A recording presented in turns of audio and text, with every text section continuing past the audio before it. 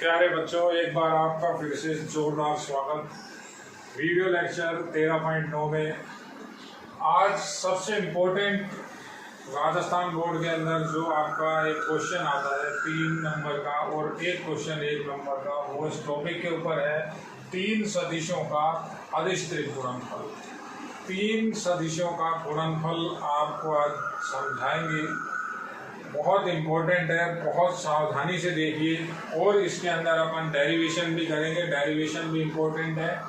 तो सबसे पहले मैंने तो बोर्ड में लिखा हुआ है 3 सदिशों का अधिष्ठित गुणनफल। पहले आपको इसका थोड़ा सा मैं बैकग्राउंड समझाता हूँ। बैकग्राउंड किस तरह से है देखिए।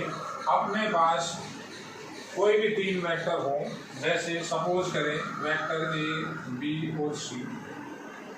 अब इनका गुणनफल, तो गुणनफल 2 तरह का होता है, अदिश गुणनफल और सदिश गुणनफल। सिंपल गुणनफल भी होता है, करके देख लें। देखिए, जैसे मैंने एक गुणनफल ये लिखा, ये मेरे पास 3 सदिशों का गुणनफल है। एक मैंने इस तरह से लिखा ए क्रॉस बी डॉट सी। एक मैंने इस तरह से लिखा ए क्रॉस बी क्रॉस सी। एक मैंने इस तरह से लिखा ए बी क्रॉस सी। एक मैंने इस तरह से लिखा A dot B dot C. और एक मैंने लिखा A dot B cross C. देखिए, तो ये जो 6 तरीके आपके सामने लिखे हुए हैं, इनमें से केवल और केवल ये 2 तरीके, ये पहला और एक ये दूसरा, ये 2 ही पॉसिबल होंगे। ये और ये पॉसिबल हैं, बाकी के चारों पॉसिबल नहीं है। उनका अर्थ नहीं निकलता। कैसे नहीं निकलता देखिए आप। अगर अपन इसकी वैल्यू निकालें तो ये वैल्यू किस तरह से आएगी। ये ए वेक्टर बी क्रॉस सी की जब अपन वैल्यू निकाल लेंगे तो एक नया वेक्टर आएगा। मान लेते हैं अल्फा वेक्टर हो। तो अब ये 2 वेक्टर के बीच में ना तो डॉट प्रोडक्ट है ना क्रॉस प्रोडक्ट है। तो बिना डॉट या बिना क्रॉस के आप उनका गुणा नहीं कर सकते। तो ये क्या हो गया, नॉट पॉसिबल। ये भी संभव नहीं। ये पहला नॉट पॉसिबल। दूसरे को देखें, ये ए वेक्टर बना,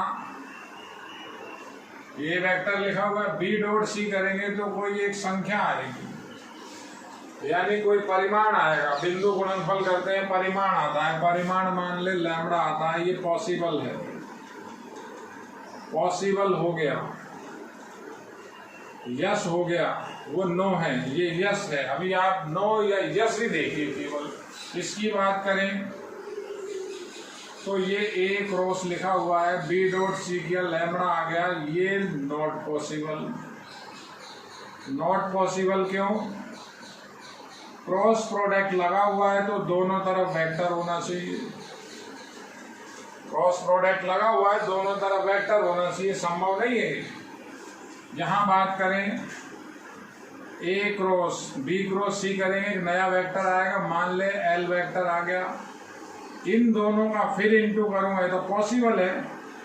तो रिजल्ट चाहे कुछ भी हो, हालांकि जो रिजल्ट आएगा एक नया वेक्टर आएगा। मान लेते हैं पी वेक्टर आ गया, तो ये पॉसिबल हो गया, यानी यस। इसकी बात करें तो ये लिखा हुआ है ए डॉट बी क्रॉस सी करेंगे, एक नया परिमाण आएगा, लैम्बडा मान लिया। अब ए डॉट लैम्बडा गलत लिखा हुआ है, इधर भी एक वेक्टर होना चाहिए। डॉट और क्रॉस वेक्टर के ही लिए गुणा काम में लिए जाते हैं। तो ये नोट हुआ। और लास्ट में लिखा हुआ है ए डॉट बी क्रॉस सी करेंगे, एक नया वेक्टर आएगा। मान लेते हैं कि एस वेक्टर आ गया।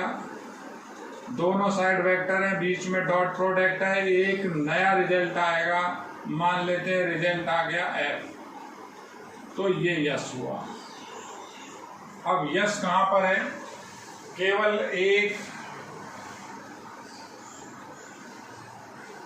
केवल 2 और केवल 3, इसकी बात करें अगर तो ये एक तरह से सिंपल गुणा है। इसको हम 3 सदिशों का गुणनफल नहीं बोलते।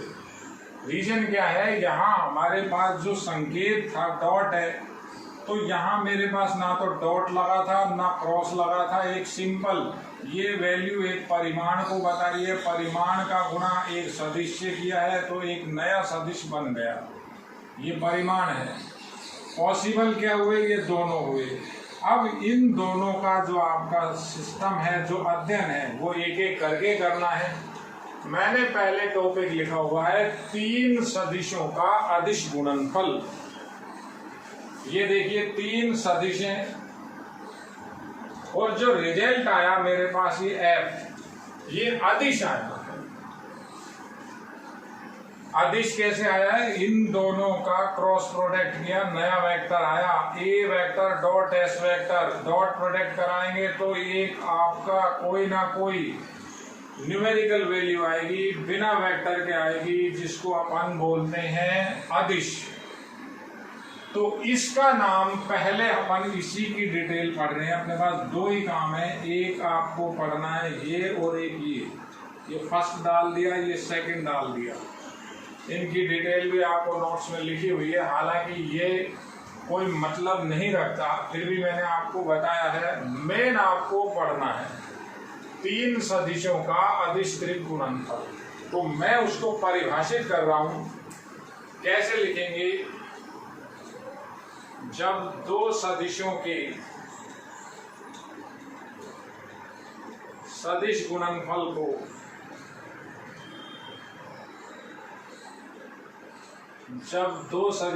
सदिश गुणनफल को 2 वेक्टर हो, उनका वेक्टर प्रोडक्ट हो, सदिश गुणनफल को तीसरे सदिश से अदिश गुणनफल कराया जाता है।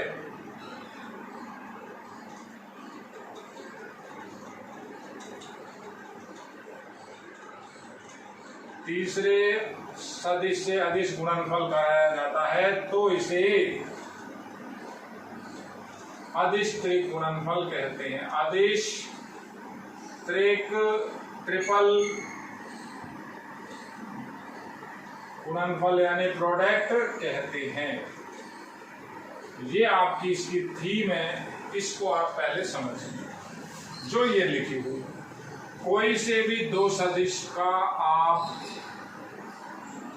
सदिश गुणनफल कीजिए, कोई से भी 2 सदिश का सदिश गुणनफल कीजिए और उस रिजल्ट का आप डॉट प्रोडक्ट कराइए तीसरे वेक्टर के साथ। 2 सदिशों के सदिश गुणनफल को तीसरे सदिश के साथ जब अदिश गुणनफल कराया जाता है तो जो अपने पास वैल्यू होती है उसे हम क्या बोलते हैं, अदिश त्रिक गुणनफल। अगली बात, इस चीज को भी थोड़ा माइंड में रखिए। कारण क्या है, किसका अर्थ निकला किसका नहीं है। 6 है, 6 में से आपके 4 का कोई मतलब नहीं है, यानी 3 का तो कोई मतलब नहीं है। जो पहला था ये अपना एक सिंपल प्रोडक्ट है। अब बात अपन करेंगे इसकी डिटेल की, इसकी थ्योरी की। पहले 2 टॉपिक बने। पहला टॉपिक लिखा है 3 सदिशों का अदिश गुणनफल। तो पहला ये ए टॉपिक है, पहले इसी की बात चल रही है। अब जो मेरे पास जो ये रिजल्ट आया है, जो अपन ने डेफिनेशन लिखी है, इस डेफिनेशन का मतलब क्या है। इस डेफिनेशन का ये मतलब है कि ये जो वैल्यू है, ये एक, पहली बात, ये एक अदिश है। ये पहली बात। और ये अदिश क्या है, ये समानांतर षटफलकी के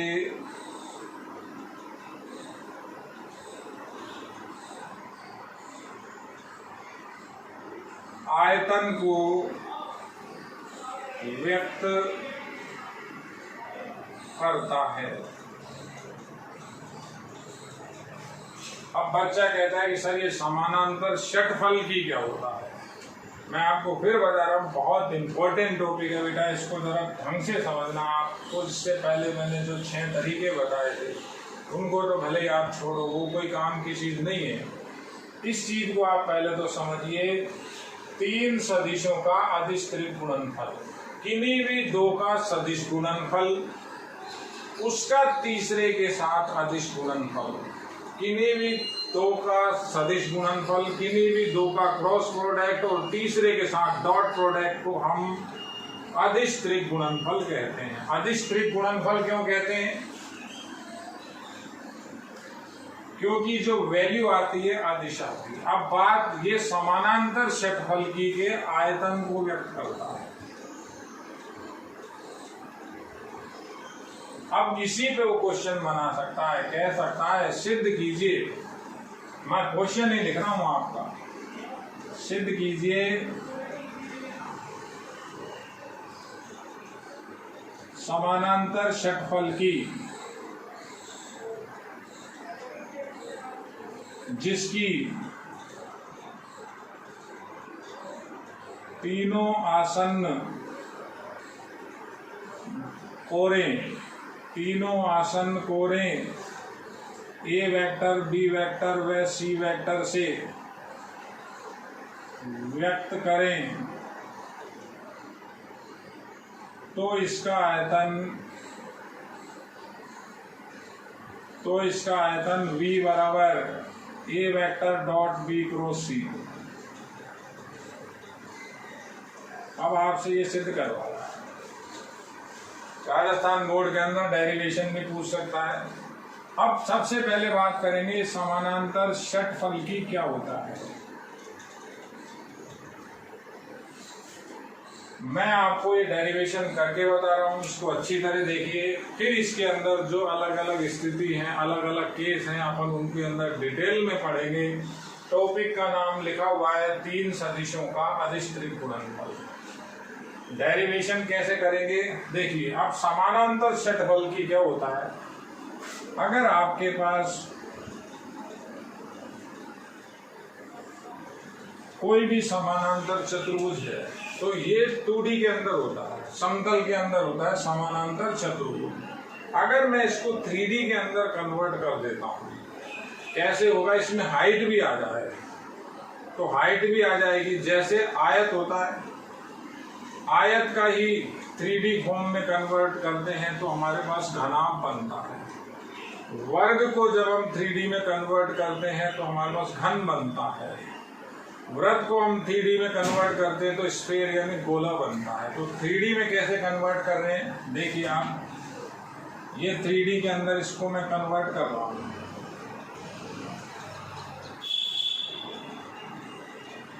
ये मेरे पास समानांतर षटफलकी हो गया। समानांतर षटफलकी, ये इसका डायग्राम। अब मैं आपका डेरिवेशन करूंगा। डेरिवेशन को बहुत अच्छे से समझना है बेटा। केवल और केवल यहाँ वीडियो को आपको तसल्ली से देखना है और उसके बाद नोट्स उतारने हैं। आप ऐसा नहीं और नोट्स बना लें तो किस तरह से अपन ये डेरिवेशन करेंगे समझिए। क्वेश्चन मैंने लिख दिया है। कह रहा है इसके अंदर 3 आसन्न कोर है। आसन्न का मतलब कंसीक्वेंट में हो।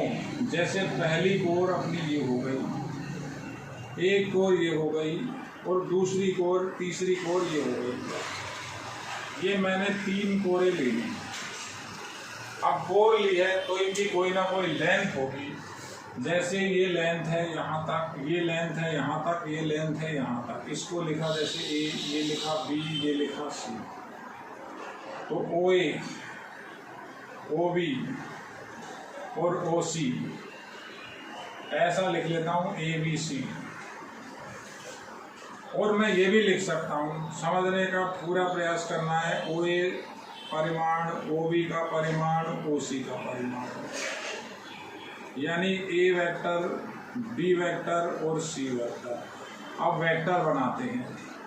ये ए वेक्टर है, ये बी वेक्टर है और ये सी वेक्टर है।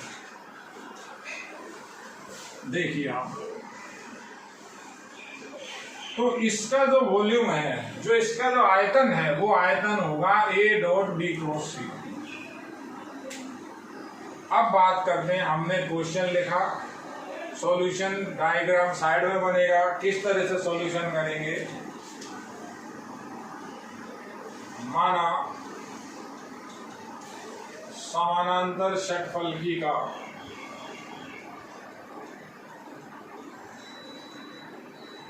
अदिश आयतन, पहले अदिश आयतन, ये अदिश आयतन, आयतन हमेशा एक अदिश राशि होती है, तो फिर भी लिख रहा हूं, अदिश आयतन V है, तो V की वैल्यू क्या होगी। आयतन कैसे निकलता है, आयतन निकालने का भी कोई ऐसा कोई रामबाण सूत्र नहीं है, हमें रट्टे नहीं लगाने। आयतन कैसे निकलता है, अगर अपन क्षेत्रफल के अंदर हाइट को भी ले आए, क्षेत्रफल में 2 विमा होती हैं, आयतन में 3 विमा होती हैं, तो अगर तीसरी विमा यानी हाइट भी आ जाती है तो वो क्षेत्रफल आयतन में कन्वर्ट हो जाता है। तो ये जो आपका एक समानांतर चतुर्भुज है, इसका क्षेत्रफल लिख रहा हूं, V क्या हो जाएगा, समानांतर चतुर्भुज, समानांतर चतुर्भुज का क्षेत्रफल गुणा ऊंचाई। ऊंचाई भी कैसी होनी चाहिए, परपेंडिकुलर हाइट होनी चाहिए, लंबवत ऊंचाई होनी चाहिए। तो देखिए V समानांतर चतुर्भुज का क्षेत्रफल आपको अभी सदिश रूप में बताया था। देखिए अब वो बात वही है कि जो बच्चा याद रखता है, जो देखता है पुराने वीडियो को, वो सारी चीज को पकड़ कर सकता है। ऐसा बताया था, तो इसका मैंने वेक्टर एरिया बताया था A क्रॉस B, और स्केलर एरिया बताया था परिमाण। अब यहां समानांतर चतुर्भुज के अंदर ये 2 संलग्न भुजाएं हैं, कौन सी है, ये B वेक्टर है, ये C वेक्टर है। तो इसका जो त्रिभुज का, चतुर्भुज का, समानांतर चतुर्भुज का क्षेत्रफल होगा वो B क्रॉस C होगा। बिल्कुल क्लियर। अब बात ये करते हैं कि ये जो समतल है, ये नीचे का समतल है, ये नीचे जो जमीन पे समतल, ये दोनों सदिश हैं, तो इनके तल के लंबवत जो सदिश होगा ये सदिश बनेगा।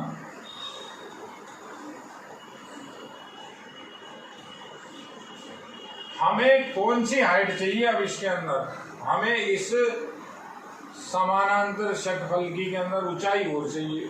तो ऊंचाई कैसी होनी चाहिए, लंबवत ऊंचाई होनी चाहिए। लंबवत ऊंचाई कैसे मिलेगी, जब इस A पॉइंट से आप इस पर लंब डाल दोगे, ये A पॉइंट से मैंने एक लंब डाल दिया, तो ये लंब मान लेते हैं T पर आके मिला, तो अब जो हाइट है हमारी वो लंबवत हाइट है। ये तो समानांतर चतुर्भुज का क्षेत्रफल हो गया, और जो ऊंचाई हो गई वो हो गई OT।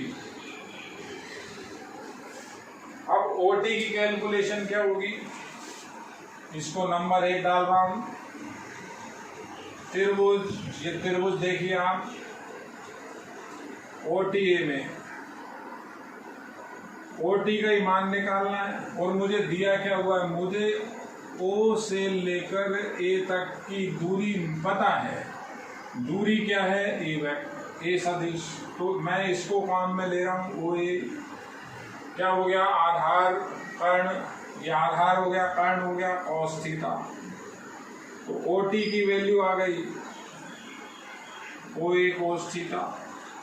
OT को मैं ऐसे लिख रहा हूँ, A वेक्टर का परिमाण और cos थीटा, ये देखिए ये लिखा हुआ है। ओ ए को, सॉरी ओ ए को मैं क्या लिख रहा हूं, ए वेक्टर का परिमाण। तो ये लिखा हुआ है, ये सब एक ही बात है। इस वैल्यू को अपन कहाँ रख दें, 1 में। तो वॉल्यूम V की वैल्यू क्या आएगी, B क्रॉस C और A और cos थीटा। इसको ऐसा भी लिखा जा सकता है, A vector B cross C cos theta. अब देखिए आप, ये जो दिशा है, ये जो वेक्टर है, ये किसकी दिशा को बताता है, ये n कैप को बताता है, जिसमें हम, ये किसकी दिशा है, ये इन दोनों की दिशा है। तो इसके और इस A के बीच में ये एंगल थीटा है। थीटा मैंने वहां लिखा नहीं था, जनरली थीटा ही मानते हैं, थीटा लिखते हैं। तो ये काय का फॉर्मूला हुआ हमारे पास, डॉट प्रोडक्ट का फॉर्मूला हो गया, ए vector dot B cross C. देखिए ये समानांतर षटफलकी का आयतन होता है, ये रहा। जैसे उसने प्रूव कराया था वैसे हमने प्रूव किया है। अब इसमें सबसे इम्पोर्टेंट बात, जो ये वीडियो लगातार में चलेगा, मैं बोर्ड छोड़ के नहीं जाऊंगा। रीजन क्या है, मुझे इसी में बताना है, तो मैं इधर से ही हटाऊंगा आपके सामने। सबसे पहले तो आप ये देख लीजिए। अब बात करते हैं, मैं पोजीशन बदल रहा हूं। अगर मैं ये आसन्न भुजाओं की स्थिति बदल देता हूं, स्थिति कैसे बदली जाएगी, देखिए।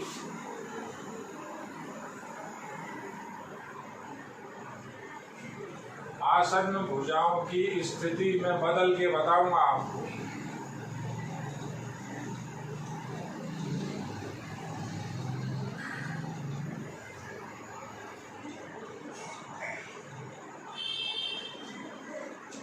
ये दूसरी कंडीशन को मैं ऐसे लिख लेता हूं। मान लेते हैं ये वाली भुजा B सदिश से, ये C सदिश से, ये A सदिश से। ऐसे ही एक और समानांतर षटफलकी में आसन्न भुजाओं की स्थितियां बदल रहा हूं।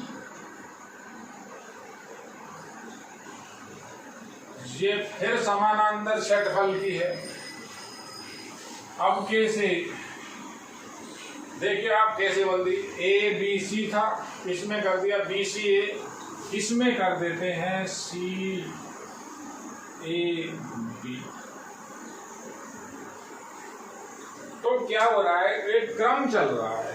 क्रम कैसे चल रहा है, क्रम इस तरह से चल रहा है। जब आप इस तरह का क्रम लोगे,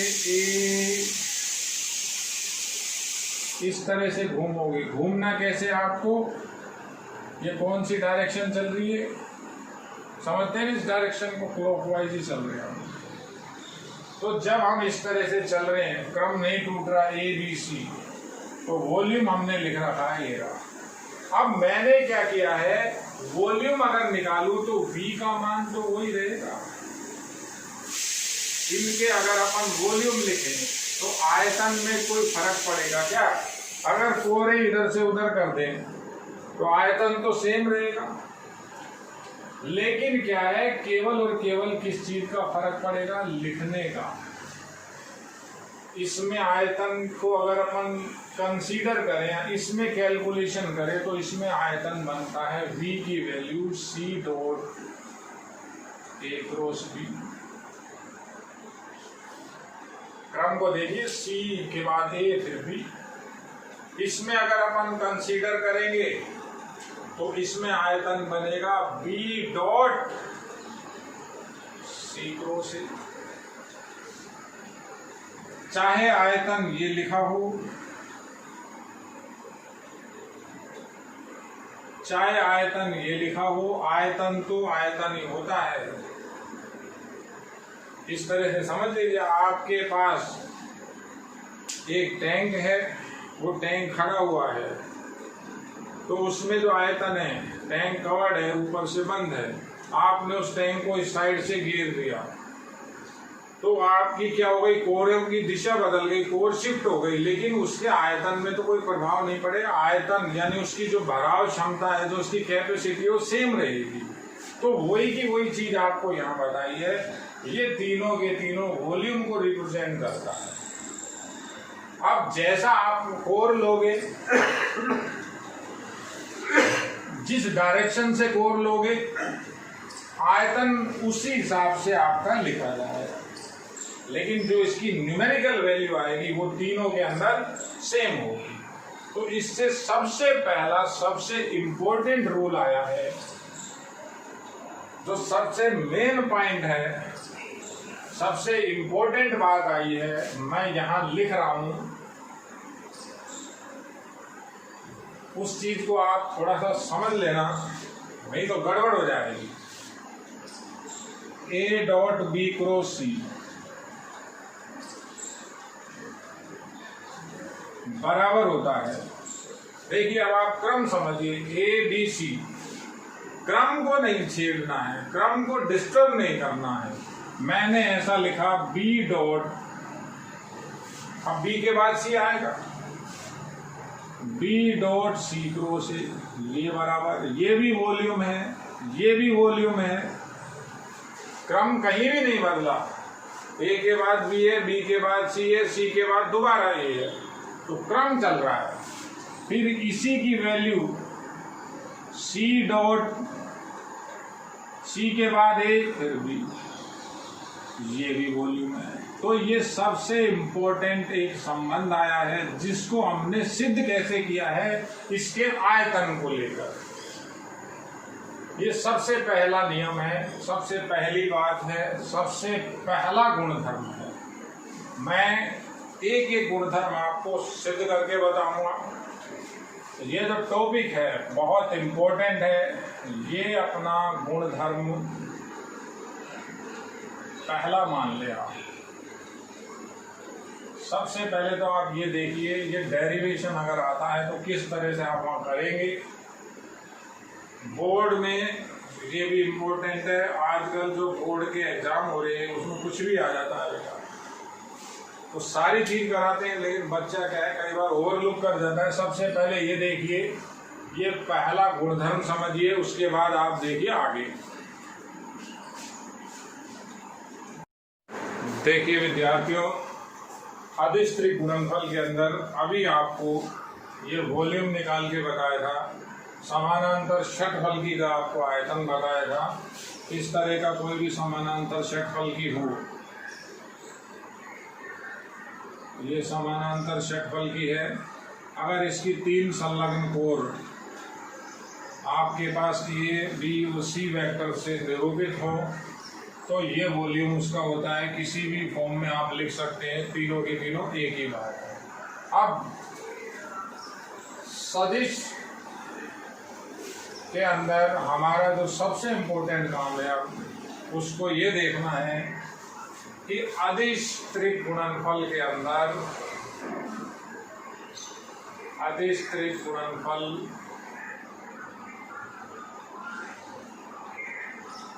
का संकेत। अब संकेत की बात करते हैं, संकेत किस तरह से लिखते हैं हम।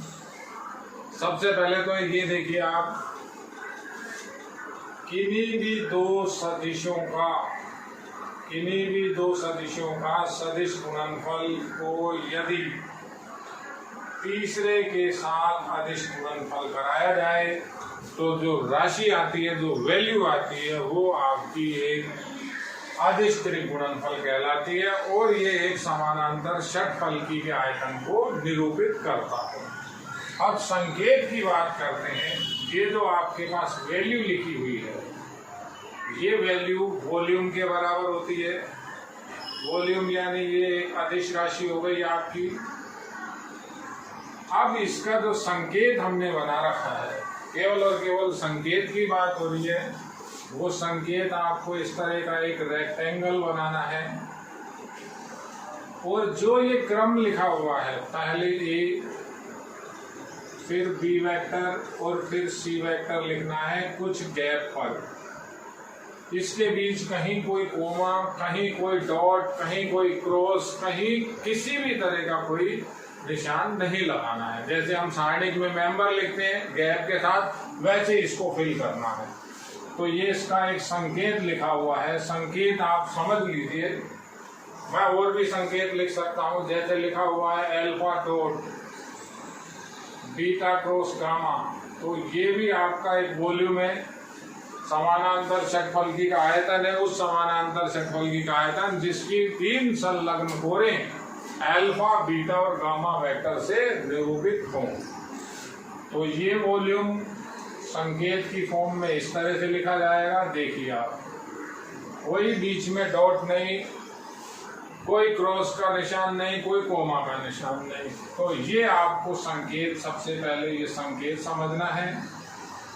अब अपन बात करते हैं इसके अंदर प्रॉपर्टीज की।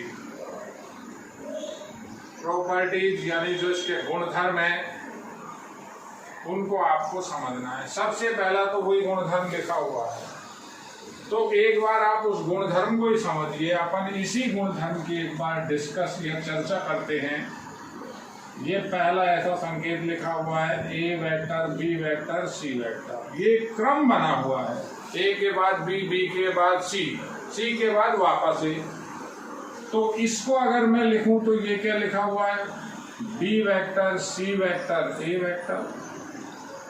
ये इसके इक्वल हुआ, यानी क्रम अगर डिस्टर्ब नहीं हो रहा, क्रम अगर आपका डिस्टर्ब नहीं है, क्रम देखेंगे कहाँ, किसी भी एक में, इसमें क्रम देखिए ए बी सी, ए के बाद बी है, बी के बाद सी है, तो क्रम डिस्टर्ब नहीं हुआ। तो दोनों की वैल्यू बराबर, दोनों भी वॉल्यूम को रिप्रेजेंट कर रहे हैं। ऐसे ही वो तीसरा, वो भी क्या लिखा हुआ है, सी वेक्टर के बाद ए वेक्टर, फिर बी वेक्टर। दूसरे सेंस में लीजिए, ऐसा लिखा हुआ है P vector, Q vector, R vector. तो ये संकेत है, इसकी वैल्यू क्या हुई, P dot Q cross R. अब अगर मैं क्रम को नहीं बदलता, क्रम को अपरिवर्तित रखता हूं, तो इसको मैं 3 तरीके से लिख सकता हूं। जैसे 3 तरीके लिखे हुए हैं, क्रम को हमने परिवर्तित नहीं किया, सेम रखा। क्रम को मैं इस तरह से भी लिख सकता हूं, देखिए आर के बाद पी है, पी के बाद क्यू है, ये वाला पहले है लिख दिया, क्रम वही का वही। इसको मैं ऐसा भी लिख सकता हूं, क्यू लिखा, क्यू के बाद आर है, आर के बाद पी है।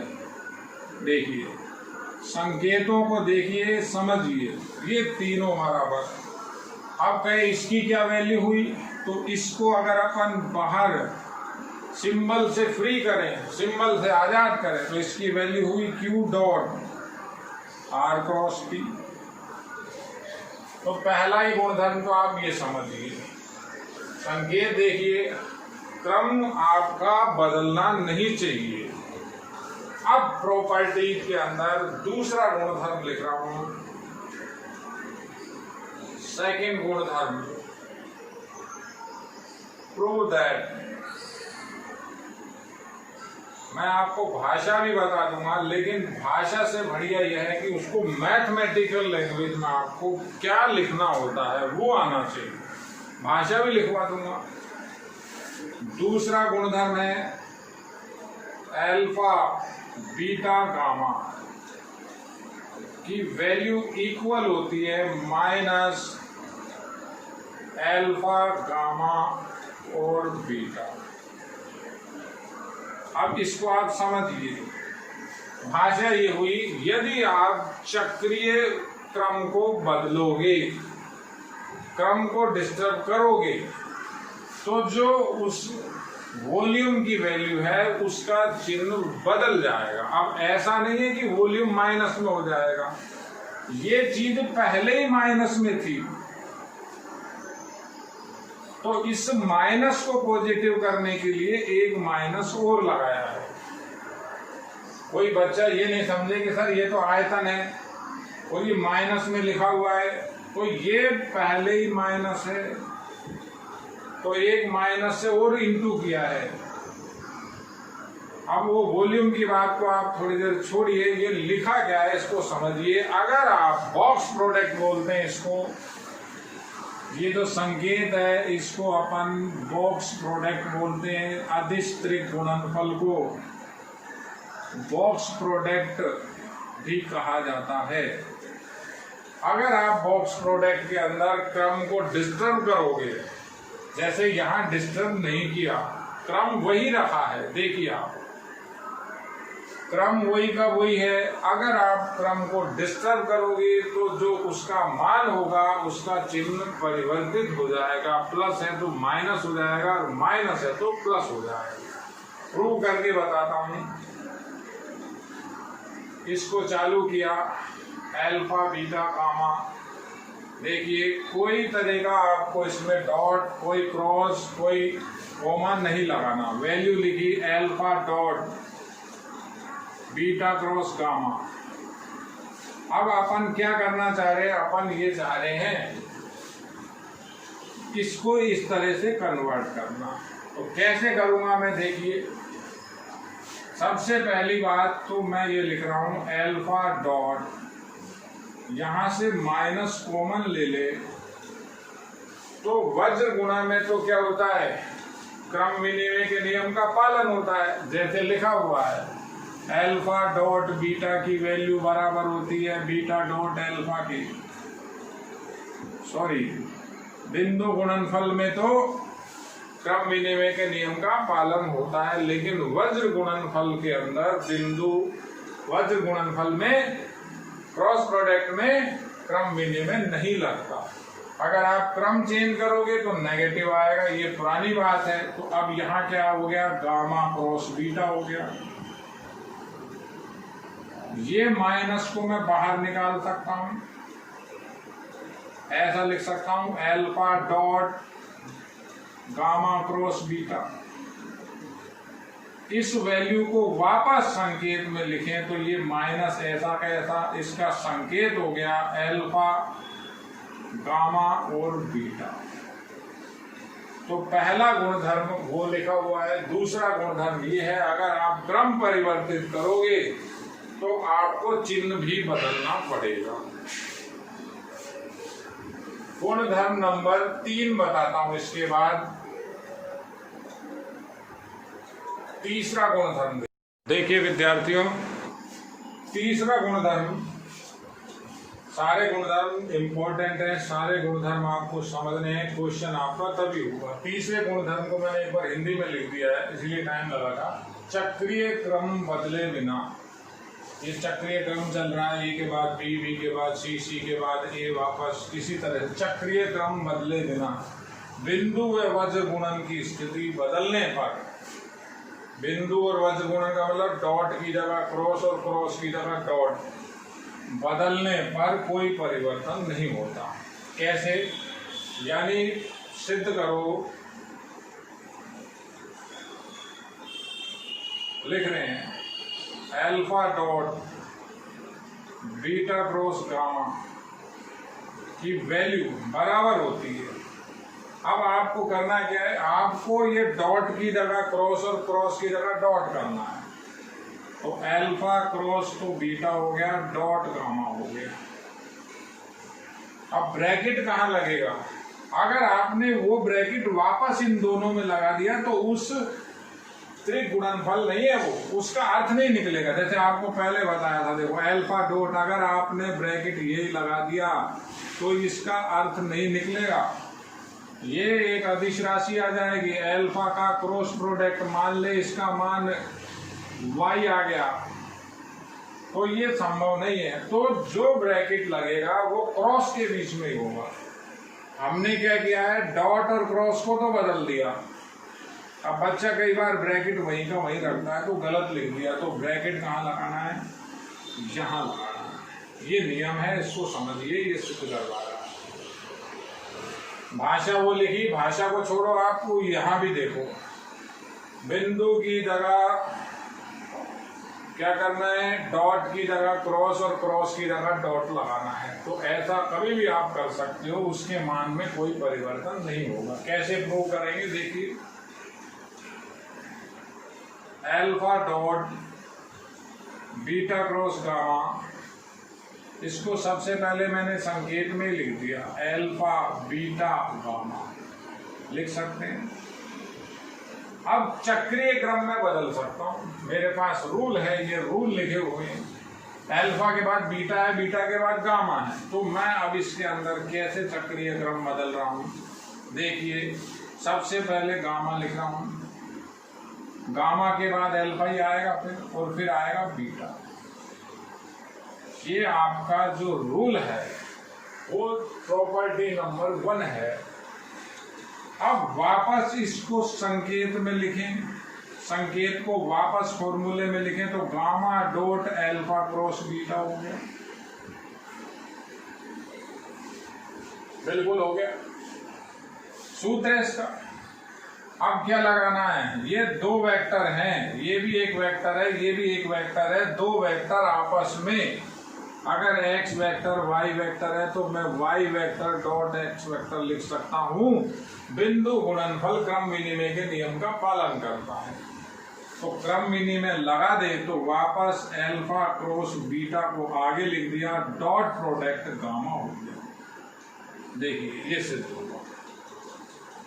बात को समझिए, मैं आपको फिर वही बता रहा हूं, डॉट की जगह क्रॉस और क्रॉस की जगह डॉट लगा सकते हो, लेकिन जो ये बॉक्स, ये जो आपका ब्रैकेट लगा हुआ है, ये ब्रैकेट किधर लगता है, क्रॉस प्रोडक्ट में लगता है। अगर इसको आपने डॉट प्रोडक्ट में शिफ्ट कर दिया तो गलत हो जाएगा। इसको एक बार आप दोबारा देख लीजिए, मैं यहाँ दोबारा लिख देता हूँ, इसी चीज को एक बार दोबारा एक्सप्लेन करता हूँ, समझिए। ऐसा लिखा हुआ है x dot y cross z, तो आपको अब लिखना क्या है, किस तरह से लिखोगे, x डॉट की जगह क्रॉस, अब ये मैंने z डॉट लगाया, क्रॉस की जगह डॉट आ गया, डॉट की जगह क्रॉस आ गया, तो अब ब्रैकेट इन दोनों पीछे वालों में नहीं लगाना। अगर आपने ब्रैकेट वहीं दो पीछे लगा दिया तो ये मतलब निकाल दिया x cross y dot z, ये अर्थहीन है, इसका कोई सेंस नहीं है। ये मैं आपको पहले बता चुका हूं क्यों अर्थहीन है। ये लिखा हुआ है x वेक्टर क्रॉस, ये क्या बनेगा, कोई ना कोई राशि बनेगी। मान लेते हैं इसका मान 5 आ गया, तो ये संभव नहीं है। क्रॉस प्रोडक्ट है तो दोनों तरफ वेक्टर होना चाहिए। तो आपका ब्रैकेट कहाँ लगेगा, ब्रैकेट हमेशा आपका क्रॉस प्रोडक्ट के साथ लगेगा। ये वो रूल है। किस तरह से सिद्ध किया था, देखिए मैं आपको दोबारा सिद्ध करके बताता हूं। इसको लिखा x y z संकेत में, इस संकेत को चक्रीय क्रम बदले बिना किसी भी फॉर्म में लिख सकते हो। 3 तरीके हैं। तो चक्रीय क्रम नहीं बदलना, कैसे लिखें, सबसे पहले किसको ले आए आगे, जिस तरह से वो चाहता है। सबसे पहले मैंने जैसे यहां लिखा, देखो समझ लो क्या किया था, पहले पीछे पीछे वाले को आगे आगे लिया है। किसी को भी जेड अपन को आगे करना था तो मैं इसको ऐसे लिख दूं, जेड आगे आ गया। अब जेड के बाद आता कौन है, एक्स आता है, क्रम चल रहा है। अब वाई नहीं लिख सकते आप, तो जेड के बाद हमने क्या लिख दिया, एक्स, हमने फिर लिख दिया वाई। फिर इसको मैंने क्या किया था, ये तो मैं आपको बता रहा हूं, लगाना तो इक्वल ही है। ये इक्वल लगा देते, ये इक्वल लगाया, ये इक्वल लगाया, वापस इसको फॉर्मूले में लिख दिया, x संकेत से वापस फ्री कर दिया, क्रॉस y। अब डॉट प्रोडक्ट है, क्रम विनिमय लगा दिया, x cross y dot z। देखिए ये भी इंपॉर्टेंट है। अब नंबर 4 लास्ट गुणधर्म है इसका, वो भी बहुत इंपॉर्टेंट है। वो गुणधर्म क्या कहता है उसको भी आप समझ लीजिए। यदि दो सदिश, चौथा, यदि दो सदिश, यदि दो सदिश समान या समानांतर हैं तो अदिश त्रिक गुणनफल या बॉक्स प्रोडक्ट से जो आयतन बनता है तो आयतन